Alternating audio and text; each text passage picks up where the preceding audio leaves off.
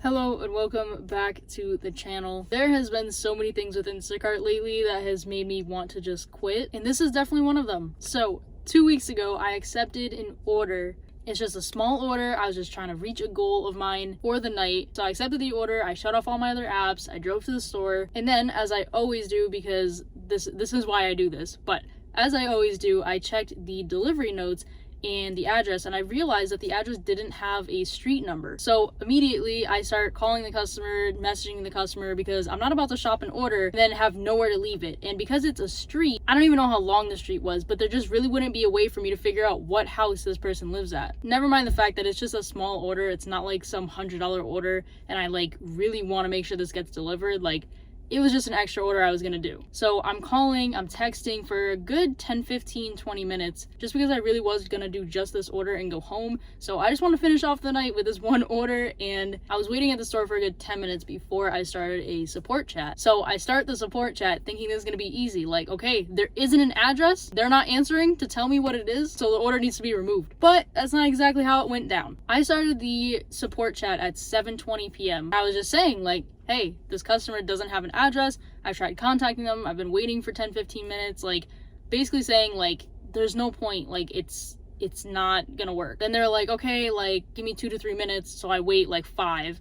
And then I'm like, okay. And then they're like, oh, give me another 2 to 3 minutes to contact the customer. It's like, well, why didn't you the first time? I'm thinking, though, that they probably started contacting them immediately, but because they weren't responding, they just wanted to act like they needed more time and that they hadn't done it yet. So then I'm waiting longer. I'm waiting 10, 15 minutes. And at that point I was like, hey, it's been 10 minutes. It just needs to be removed. It's not gonna work. I can't deliver an order without an address. And at this point, it's been about 20 minutes since I've been on support, and I'm just messaging them and I'm like, okay, how much longer am I gonna wait? And so I was like, can I just have the batch removed? Can I just have it removed without it affecting my cancellation rate? Because that's what I wanted anyway. At that point, I already left the store and I wasn't about to wait any longer, for, I don't know, less than $20. So basically, they just keep messaging me just to kind of keep me on support. And then at some point, they're like, yeah, it can be removed, it won't affect your cancellation rate, don't worry. But then, 10 more minutes later, I'm like, okay, when is it gonna be removed, basically? And I was like, and how about pay? Can I get any pay for this? I was just gonna try, obviously, because at that point, I really did waste a good 45 minutes just on this order because the customer didn't have their full address and Instacart wasn't dropping the order for me. So I asked about pay. And as soon as I brought up pay, they were like, it can't be canceled. We can't cancel the order without it affecting you. It's going to affect your cancellation rate. And I was like, you just said, and then I quoted them. And they were like, oh, that was my mistake. It was to a different question. What other question were you answering? Then they tried to tell me they couldn't remove the order without it affecting my cancellation rate.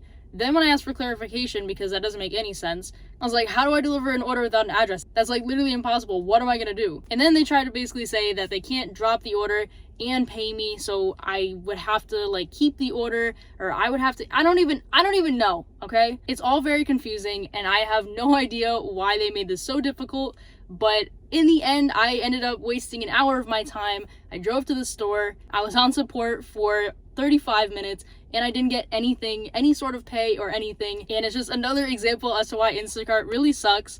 And I am just over it. Why, the logical thing is if there isn't an address, they need to drop the order. I don't know what they were thinking, and support is always kind of a joke.